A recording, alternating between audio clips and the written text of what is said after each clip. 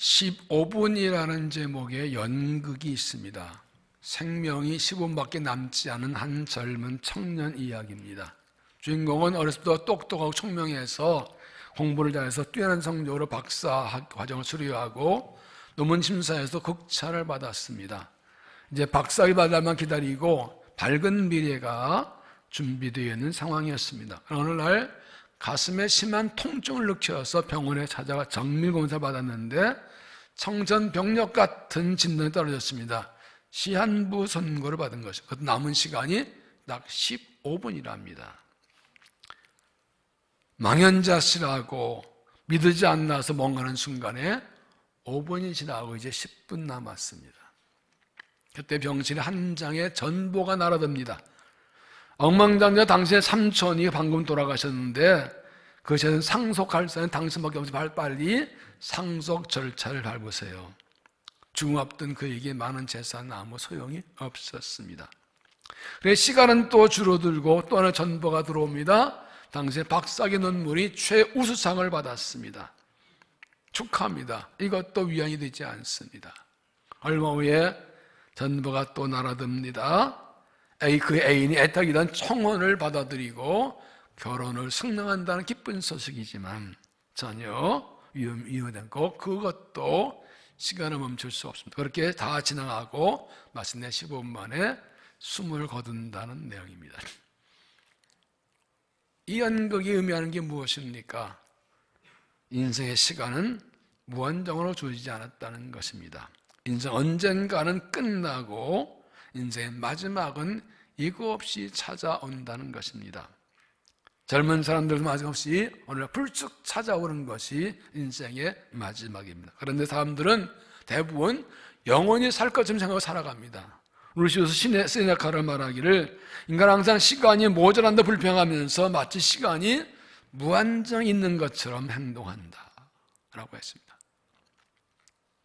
우리 주어진 인생이라는 시간은 무한정 영원하지 않고 언젠가는 끝난다는 사실을 기억해야 합니다. 그리고 인생이 끝나는 게 전부가 아니라 끝나게 되면 우리는 반드시 하나님 앞에서 심판을 받습니다. 그래서 9장 27절에 한 번 죽는 것은 사람에게 정해진 것이요 그 후에는 심판이 있으리.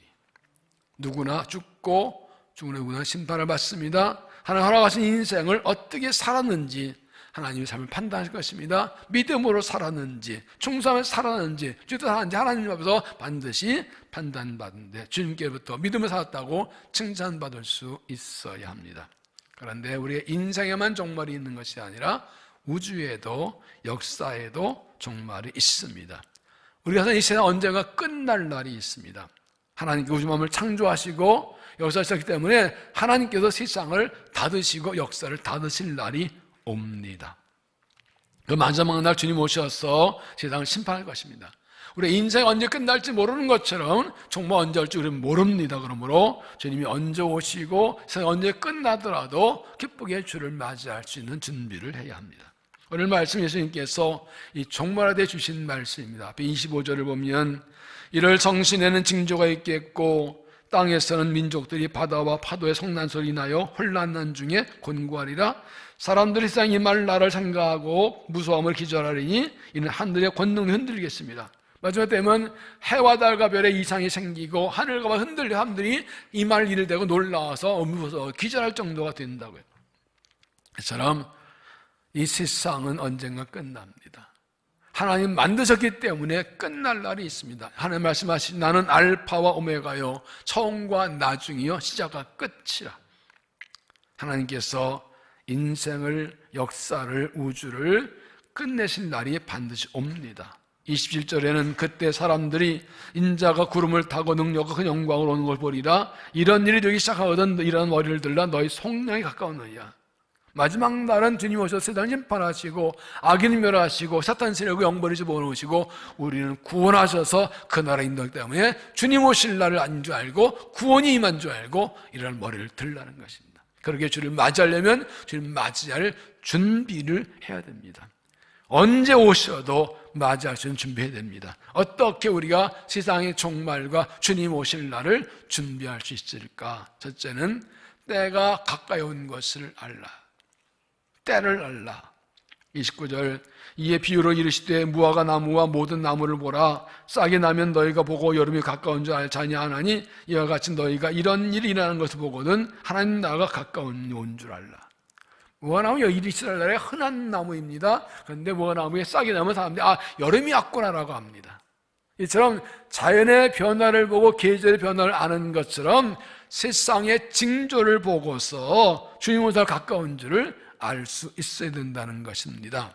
그저 어떤 것이 종말의 징조입니까? 앞에 10절에 보면 또 이리스도의 민족이 민족을 나라가 나라를 대적하여 일어나겠고 곳곳에 큰 지진과 기근 전염병이 있겠고 무서운 일과 하늘로부터 큰 징조도 있으리라. 많이 가까우면 전쟁이 많이 일어납니다. 기근과 지진이 납니다. 전염병이 옵니다.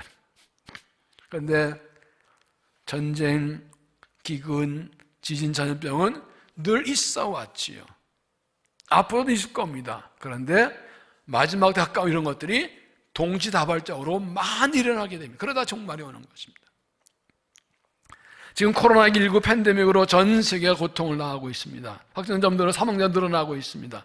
그래서 언제 종식될지 알 수가 없습니다. 다행히 지난주에는 영국에서 백신이 승인되었고 이번 주에서는 같은 것을 미국에서 승인한다고 합니다. 우리나라도 빠르면 내년 초중반이면 백신을 맞을 수 있다고 하는데 그런데 여러분 코로나가 종식되면 안심할 수 있나요? 더 이상 이런 거 안 올까요? 이전에는 없었나요? 메르스도 있고 사스도 있고 또 변종이 또 나온다고 합니다. 백신 개발되면 또 변종 또 나온다고 합니다. 이런 결국 이런 기근, 지진, 전쟁 이런 것들이 반복되고 많아지다가 그러다 결국 이게 몰려오면 주님 오실 때가 되는 것입니다. 마태복음 24장 9절에 또 다른 증거가 있습니다. 그때 사람들이 너희를 환난에 넘겨주겠으며 너희를 죽이리니 너희가 내 이름으로 때문에 모든 이에게 미움을 받으리라. 그때 많은 사람이 실족하기도 서로 잡아주고 서로 미워하겠으며 거짓 선자가 많이 일어나 많은 사람 미혹하겠으며 불법의 성함으로 많은 사람이 사랑이 식어지리라. 맞아요. 신앙 때문에 박해와 고난을 받습니다. 지금도 세계국가에서 박해 믿는데 고난 받는 많습니다. 우리나라 점점 기독교 박해가 심해집니다. 사람들이 서로 미워하고 서로 고발하고 싸우고 거기서 이단들이 막 일어나게 되고 불의가 성행하고 사랑이 식어지고 이게 말세의 징조인데 지금 이게 점점 심해지고 있지 않습니까? 우리 이런 것들을 볼 때 무심히 여러분 이런 일이 날 때 사람들이 뭐라 그럽니까? 세상에 막한 일 할 때 뭐라 그럽니까 사람들이? 말세야. 맞아요, 말세예요. 우리 말세에 살고 있어요. 말세 끝에 살고 있어요. 이거 볼 때 무심히 넘기지 말고 원래 그런 의지 말고 세상의 마지막 날 주님 오시면 그걸 기억하고 이 분별하고 준비하셔야 됩니다. 징조는 미리 보여주는 겁니다. 하나님께 왜 징조를 주십니까? 깨달아 알고 준비하라는 겁니다. 그게 갑자기 오지만 항상 징조가 있습니다. 그럼 우리 이런 징조들을 보고 깨닫고 주님 맞을 준비를 성실한 믿음이 되시기를 바랍니다. 두 번째는 스스로 조심하라. 스스로 조심하라. 34절 너희는 스스로 조심하라. 그렇지 않으면 방탕함과 술취함과 생활의 염려로 마음이 둔하여지고 뜻밖의 그 날이 덫과 같이 너에게 임하리라. 마음이 둔해져서 정말 징조를 보고도 깨닫지 못함이 없도록 스스로 조심하라는 것입니다. 스스로 조심하지 않으면 마음이 둔해서 징조를 보고도 깨닫지 못하게 된다는 것입니다.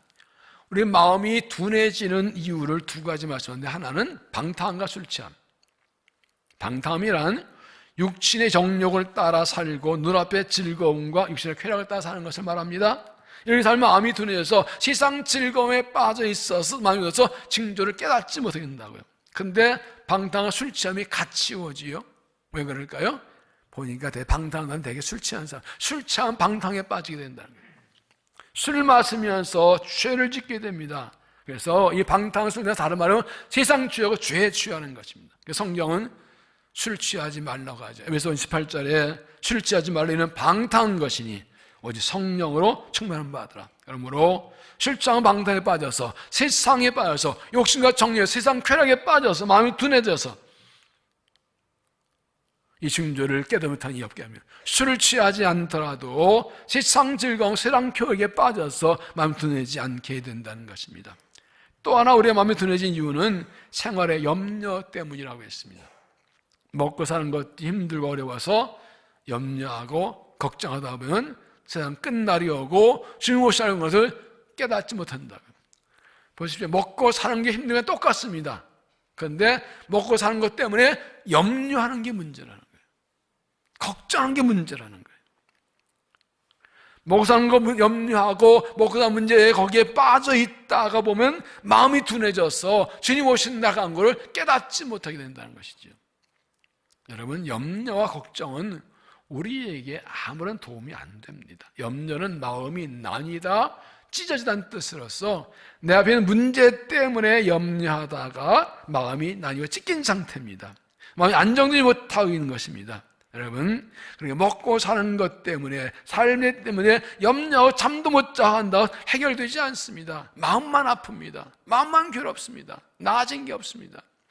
마태복음 6장 25절에 목숨을 위하여 무엇을 먹을까 무엇을 마실까 뭘 염려하지 말라. 너희 중에 누가 염려함으로 그 키를 한 자라도 더할 수 있겠냐. 염려함으로 키가 큰다면 다 키 큰 사람이지. 키 작은 사람들 염려하면 키 크는데, 염려하면 키 안 큽니다. 염려한다고 바뀔 게 없습니다. 염려한다고 이 생명 기르지 않습니다. 오히려 짧아집니다. 예수의 말씀에 하늘 아버지께서 이 모든 너희에게 있어야 할 줄 아시느니라. 그런 너희는 먼저 그 의나 그 의를 구하라. 그리하면 이 모든 게 더하시리라. 하나님이 아시기 때문에 염려하지 말라고 하면서 먼저 하나님 나라의 의를 구하면 모든 하나님이 채워 주신다고 했습니다. 그래서 베드로서 5장 7절에 너희 염려를 다 주께 맡기라. 이는 그가 너희를 돌보심이라.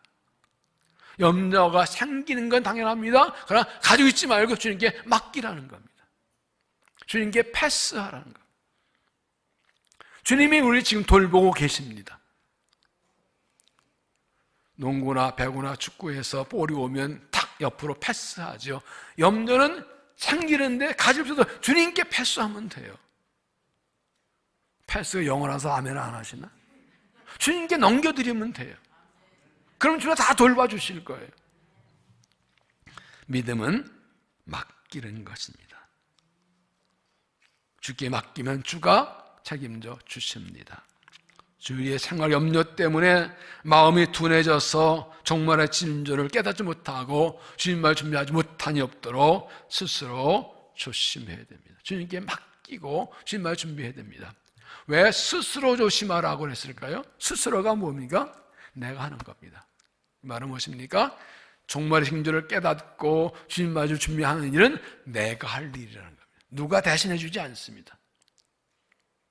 남편이, 아내가, 부모가, 옆 사람이, 목자가, 무슨 장로님이 안 해줍니다. 내가 하는 겁니다.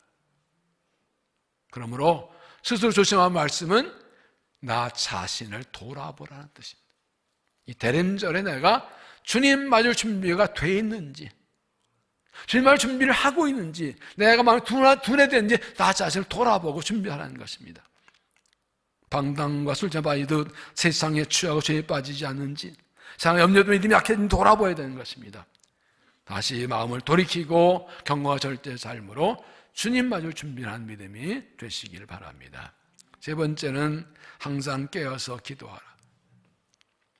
항상 깨어서 기도하라. 30절 이러므로 너희는 장차 올 이 모든 일을 능히 피하고 인자 앞에 서도록 항상 기도하며 깨어있으라 하시니라.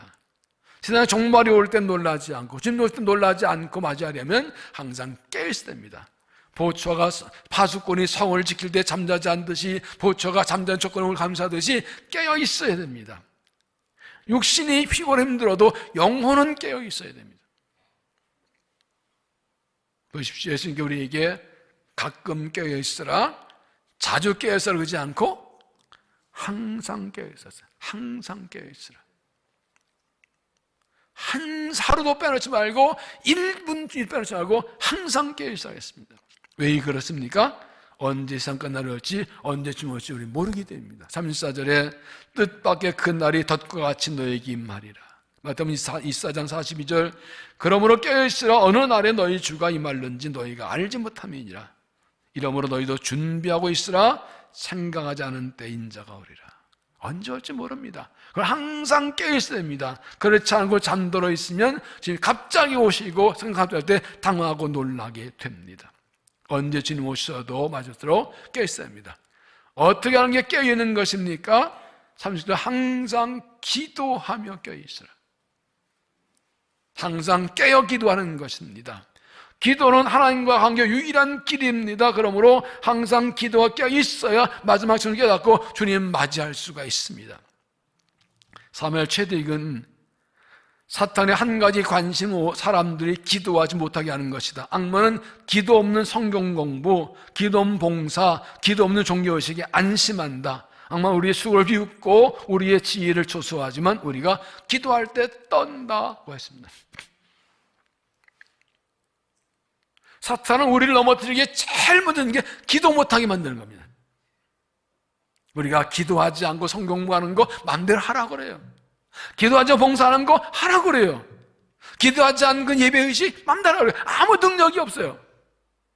그러나 기도하면 마귀는 떱니다. 성도가 기도하면 마귀는 떨고 하늘보좌로 움직인다 그랬어요. 기도가 능력입니다. 기도가 해답입니다. 기도 없이는 아무것도 할 수 없습니다. 기도 없이 믿음 지키지 잘할 수 없습니다. 교회도 기도의 불이 타오를 때 부흥합니다. 기도가 모든 것입니다. 기도 없이 부흥된 적이 없습니다.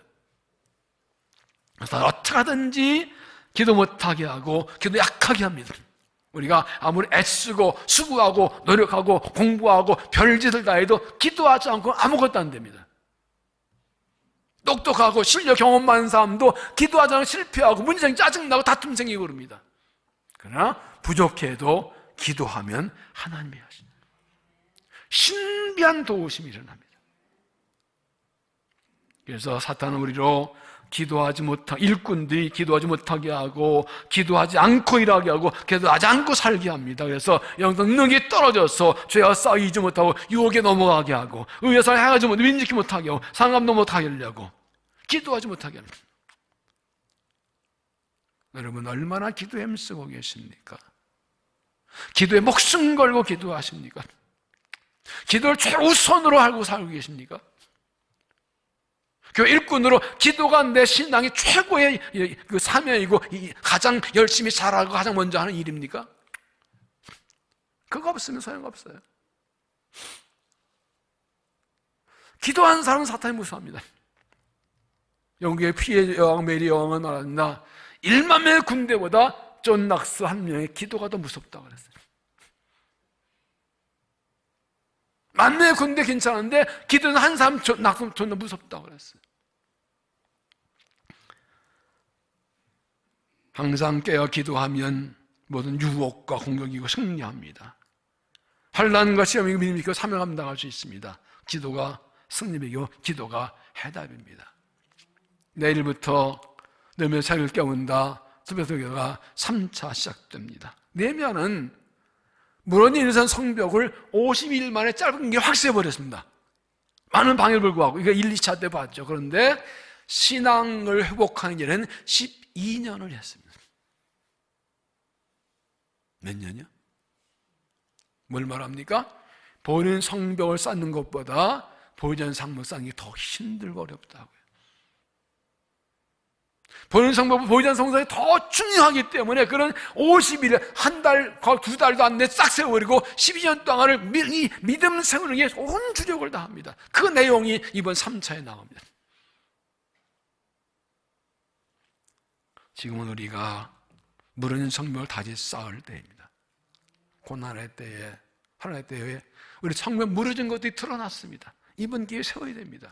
이거 하지 않고 내년 맞이해도 희망 없습니다. 나라의 무너진 성벽, 교회의 무너진 성벽, 가정의 성벽, 말씀과 기도로 다시 쌓아야 됩니다. 믿음의 성벽, 사명의 성벽, 예배의 성벽, 말씀의 성벽, 기도의 성벽, 거리의 성벽을 다시 쌓아야 됩니다. 그러면 새벽을 깨우고 기도해야 됩니다. 말씀을 들고 기도해야 됩니다. 말씀과 기도로 부흥이 옵니다.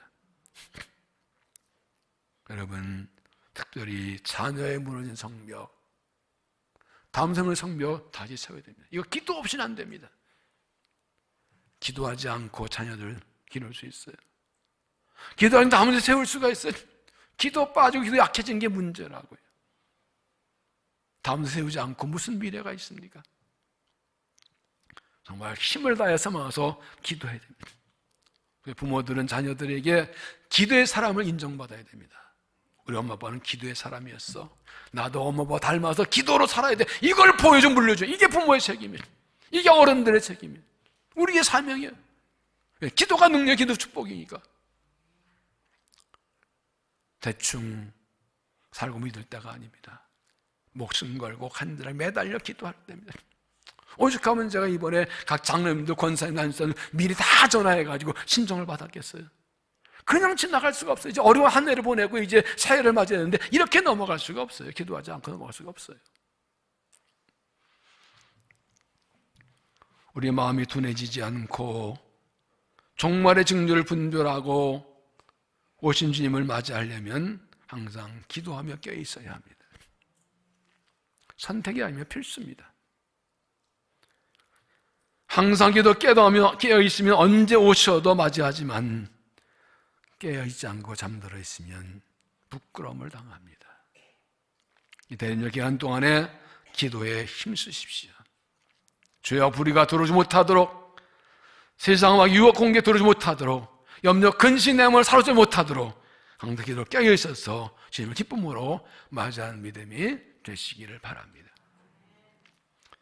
매일 불편한 몸으로 시장에 나오는 한 사람이 있었습니다. 장애가 있어 잘 걷지 못해 목발을 2개를 짚고 비틀거리며 나옵니다. 넘어지고 쓰러지는데 비가 눈이 오나 매일 시장에 나옵니다. 어서 그냥 보고 안 타고 와서 힘들게 나오지 마시라고, 장 벌고 좀 내가 받아주겠다 했더니 이렇게 말합니다. 몸이 힘들어도 매일 나오지 않으면 다리 근육 힘이 빠지고 근육이 약해져서 결국 걷지 못하게 됩니다. 비틀거리고 넘어질 때 있고, 잘 못 걸으니까 비가 오고 눈이 오면 홈박 비를 맞을 때 있고, 소변 마려운데 잘 못 걸어서 그냥 옷에 씌를 때도 있지만, 내가 계속 걸을 수 있기 위해서는 매일 나와야 됩니다. 우리가 마지막 날의 징조를 분별하고 마음이 둔해지지 않도록 조심하고 항상 깨어 기도한 결국 나를 위한 겁니다. 내가 살게 한 겁니다. 지금 오시를 기다리고 항상 조심하고 분명도 분별 가지고 깨어 기도하는, 그래서 그게 믿음을 지키는 길입니다. 그 길이 믿음 지키다 주님 맞이하는 겁니다.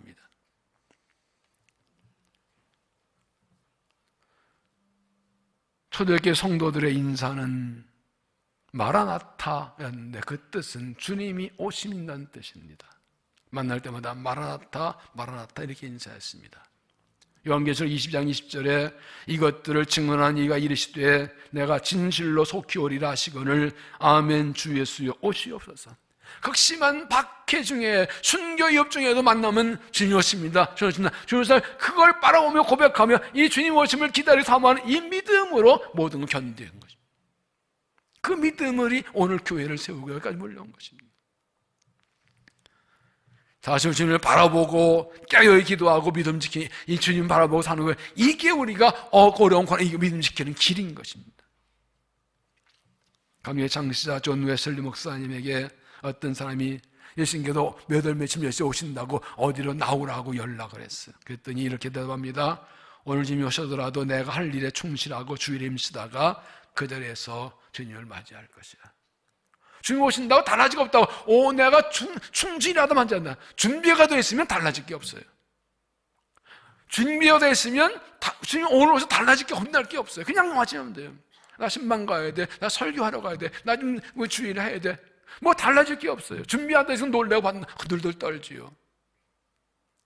준비가 중요합니다.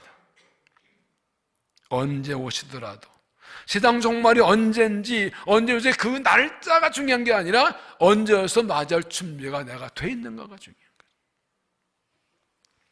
예수님 말씀대로 영적 분별력이 있어서 마지막 날의 징조를 잘 분별하고 마음이 둔해지지 않도록 스스로 조심하고 깨어 있어야 됩니다. 세상 쾌락 조역에 끌려가지 않고 세상 염려에 빠지지 않고 항상 기도로 깨어 있어서 주님과 동행하며 살아가야 돼요. 주님이 오심을 기다리는 대림절에 주님 오실 날 바라보고 준비해서 믿음 지키고 고난 승리하고 주어 기쁨을 맞이하고 영생에 들어가는 믿음이 되시기를 바랍니다. 기도하겠습니다. 하나님, 택하시 구원한 백성들을 지키고 돌보신 은혜를 감사합니다. 언젠가 인생도 끝나고 세상 끝나고 주님 오실 터인데 그때 기쁨으로 주님을 맞이하고 영광의 나라 들어갈 수 있도록 믿음을 준비하도록 은혜 베풀어 주옵소서. 결단하고 깨닫고 마음을 새롭게 합니다. 지금 오셔서 우리를 구원하여 주옵소서. 2000년 전 어둠의 땅에 오셔서 영생 구원 주신 것처럼 이번 대림절을 잘 준비하여 주님 오시는 성탄의 기쁨을 경험하게 하시고 주의 구원을 경험하고 구원을 선포할 수 있도록 은혜를 더하여 주시옵소서. 예수님 이름으로 기도하옵나이다.